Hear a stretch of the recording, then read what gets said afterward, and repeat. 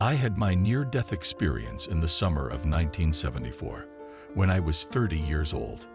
I had a serious headache, and I was to undergo an examination at the hospital to see if I had a tumor in the brain. I was to be hospitalized for a couple of days. During the examination, one of the doctors inserted a needle into my nape in order to blow air in. The needle hit my central nervous system by accident, and my pulse became abnormal. At that point, the doctor ought to have stopped his treatment, but he proceeded and hit a wrong place again. He was only allowed to insert a needle twice, but he did it 5 times. The result was that my central nervous system was hit several times. Thus, it was damaged and I was more or less unconscious for a month. I don't remember anything from that month, except my near-death experience. Now I want to share with you the fantastic spiritual experiences which I had when I was unconscious. The first thing I experienced was that I could suddenly see my body from above. I saw that the doctors were incredibly busy treating me, but I didn't understand, for I felt wonderful and light where I was, and I had no pain and no problems. I got evidence that the soul can leave the body. I clearly remember that I hovered over the doctor who conducted the treatment. He had gone home after work and lay in his bed, and I hovered into his home and saw him. I could see that he had nervous tics, and I knew telepathically that he was thinking of me. I felt so sorry for him, and I thought, I wish I could straighten all the nervous tics. Because I felt gorgeous. I saw that several times he went to the toilet, and I remember he had problems with his urination. While I was there, I noticed the arrangement of his home and the furniture around him. Later, when I recovered, I told him about my visit. I told him about the arrangement of his home, the furniture, and his urination problem. He was stunned because all that I said was true. Later, when I recovered further, I visited him, and I saw that everything was as I had experienced it. At one point, I asked if I could use his toilet.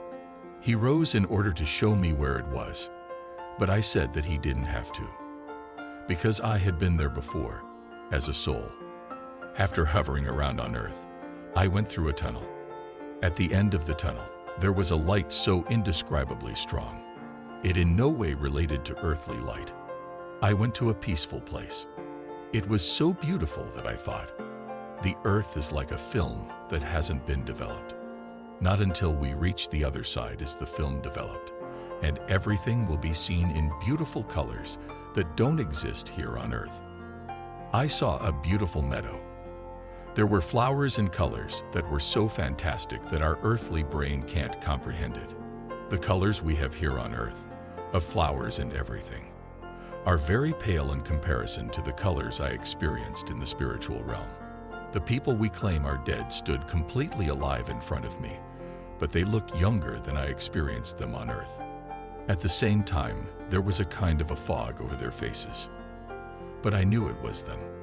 I wanted to approach them, but then it was said telepathically to me that it was not the right time, and then I was kind of pulled back. Thereafter, I had various spiritual experiences. They were correlated to one another. It was like a movie shown in clips. During one of the clips, I saw a portal that was like an arch. I felt that it was the arch of life. It wasn't ostentatious. It was very simple.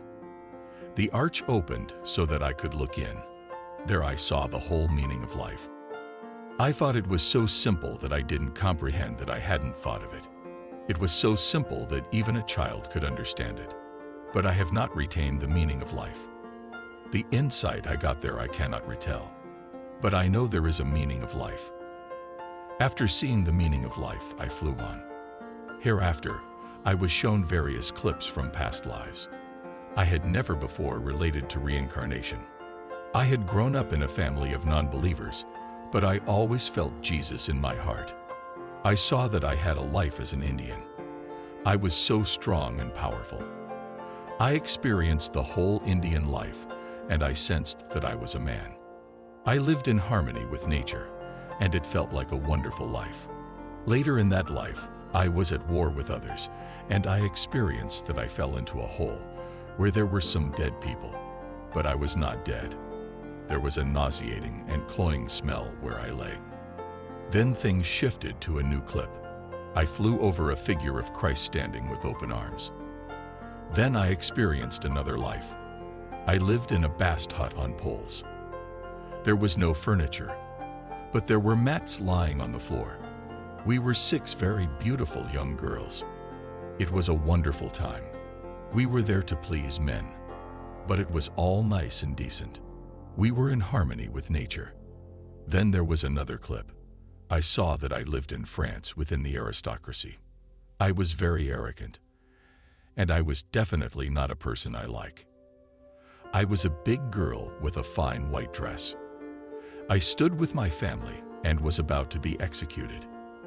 Around us were a lot of dirty and gross people. They mocked us and spit on us. I thought, mob, mob. Then there was a clip. I must have been beheaded. I saw the mob walking with a wooden vessel, flushing away the blood and dirt. Then there was another clip. It was all silent and peaceful. And I saw the sun. That life was a terrible experience. After that, I was shown my current life by a loving being. I clearly felt that a loving being stood behind my left shoulder. The love was so strong that I dared not turn around, but I think it was Jesus. I was shown my life from birth to unconsciousness. I saw myself on the wrong side, and that was far from exciting. For I was not as good as I thought I was. I was ashamed of myself, but the being of love didn't judge me. It just supported me and gave me love. I saw not only the actions I had done, but also the thoughts I had sent out. And the thoughts meant more than the actions. That surprised me. I hadn't thought it would be like that. It was scary. It's very good to do good deeds towards others, but the feelings and thoughts you send to them count more. You can smile politely at someone, and at the same time send negative thoughts to him. As you sow, you shall reap. I found out that there was too little for me to reap. I guess that was why I wanted to go down and finish my earthly life. For there was so much I had to sow. There was so much I had to do. I had to improve as a human being. I had to go down to sow in order to reap. I hadn't sowed much until then. I could see that. I was really ashamed of seeing myself. First and foremost, I had to sow love. Today, it is the most important commandment to me. I was also shown good things I had done. In my childhood, there was in the vicinity of my home a path where meth drinkers gathered. When I was walking with my dog, I passed them and sat down and talked with them. They were surprised that I wanted to be with them. But I wanted to be with them, and I told them that there was someone who loved them, and that it was Jesus. I knew that Jesus loved these meth drinkers, and I felt they gave me so much love. They loved me for the person I was. I began going to their homes with them, and I cleaned for them. They lived in a little wooden hut in the moor. I picked flowers so their hut could be cozy, and I loved it. I enjoyed being together with these people. All this I was now shown again, and it counted as one of the good deeds I had done. In connection with my life review, I saw an episode from my childhood, when I was 10 or 11 years old. This episode was the cause of a deep psychic wound, a certain father complex. In my childhood, I did everything to please my father. Before my near-death experience, I never understood why he suddenly distanced himself from me. But when I saw my life review, I understood. I saw a girl who was me. We were going to my paternal grandfather's birthday. Spontaneously, I said that I didn't want to go because Grandpa was going to die. My father was terror-stricken. I got a slap in the face. The only one in my life. I still didn't want to go. Now I had the excuse that I had a headache, so I was allowed to stay home. At 10 minutes to 10 in the evening, the clock in the living room stopped. I just knew. Well, now Grandpa is dying. I couldn't sleep, but I went to bed. At 1:30, my parents arrived. My father came into my room. He looked at me with strange eyes. Then he said, "Grandpa is dead." To me, it wasn't a dreadful or unnatural thing, for I knew that Grandpa was going to die. But my father was shocked. From that time, I felt that he was afraid of me. He distanced himself from me. Some blocking had come. I did everything to please him. I didn't know what had caused his distancing, but I found out when I saw my life review. When I was in the spiritual realm, I saw that I had to return to earth in order to finish quite a lot. There was something loving beside me. It wasn't anything visible. You could only sense it. It was a kind of spirit or soul. It showed me what I had to return to, my further course of life. But I have not retained that either. My first thought was, I can easily endure that. I was so strong because I had that loving being at my side. But slowly the loving being disappeared, and I was sent back through the same tunnel that I had come through earlier. I returned to the hospital room, where my body lay. I was under the ceiling. I could see the doctors being busy treating me. Now I was afraid. I dared not after all. I resisted. I didn't feel like coming back to the body. I wanted to stay in the spiritual world because there I was happy and felt fine. But I came back. And that was really cruel because it felt as if I was strapped in a straitjacket after I had been able to move freely. And then all the terrible pain came. I couldn't feel coldness, warmth, or anything. I only felt pain and had spasms. It felt as if I was split into two persons. On one hand, I was in the body with all the pain. On the other hand, I had all the spiritual experiences that lived so vigorously in me. When I returned to the body, I obtained a new gift that I had to learn to relate to. I could sense and see what other people contained. It was as if I had clear-sightedness. I could go through them and experience their feelings and thoughts. I quickly sensed that the doctors at the hospital weren't honest with me. That frustrated me because at that time I believed in authorities. I believed what doctors said, but suddenly I could see that they weren't telling the truth. I could see that they spoke out of their own egotism. Some doctors said that I was hysterical because I reacted to my pain. But I could see in their eyes that what they said in words didn't fit with their thoughts and feelings. That frightened me. I am convinced that the spiritual experiences were given to me in order to help me through all the difficult years in connection with my disease. All the experiences and all the power that God gave me when I was unconscious is transmitted so strongly to my mind that I have been able to endure all the terrible pain. I remember once I was hospitalized with a concussion after an epileptic seizure. The doctor was looking in my journal. Then he said, mostly to himself, "But how can you sit there? You should be dead." Then I said that if I hadn't had a lot of spiritual experiences that had given me the faith in Jesus Christ, I wouldn't sit here. That made him a little embarrassed. He hurried on reading the journal. I have never doubted that it was true what I experience. After my disease, I wanted to be earthbound. So I tried to use my common sense and say to myself that it was hallucinations. But I couldn't, and I still can't. When it is so clear in my memory after so many years, 44 years, it can't be hallucinations. My near-death experience has become the foundation of my life. After being unconscious, I have been through so much pain that I, in order not to lose my mind, have thought of the loving being I met. I could fetch so much power from it that I could endure the pain. By thinking of the loving being and my past lives, I could find the strength to live. The loving being is the strongest thing in my life. I can always draw on it. If it hadn't been there, I'm sure I wouldn't have endured being here on earth.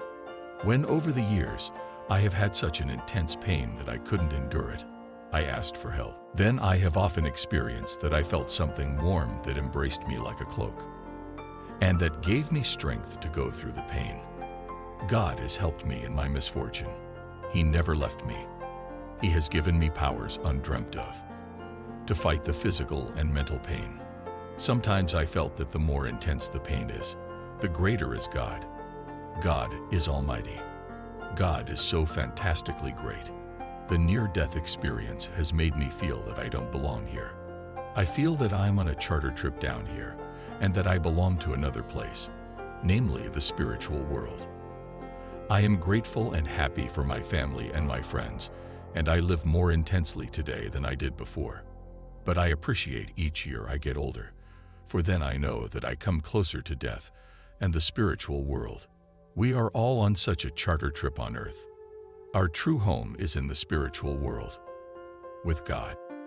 That is our point of origin, and we're all going back to our true home when we have fulfilled our tasks on the charter trip. When I had to go back to earth, I realized that there is a meaning of life on earth. Life is as schooling.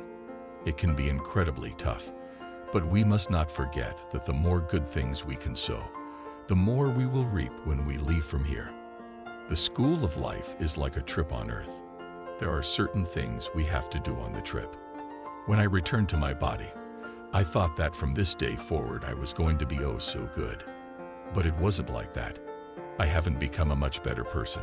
I do many mistakes each day, but I have become aware of which thoughts I send out, and I know that love and positive thoughts are what means something here on earth. I've become aware how important it is to be loving, to send loving thoughts, to be helpful, to be present, and to listen. The most important thing is not to strive unceasingly to get higher up the so-called social ladder. You should not strive to win power, honor, and money. All those things don't mean anything when we are going to have our life review. The most important assignment in life is love. We should begin with ourselves and create warm, human, and loving vibrations. First, we should unclutter our mind.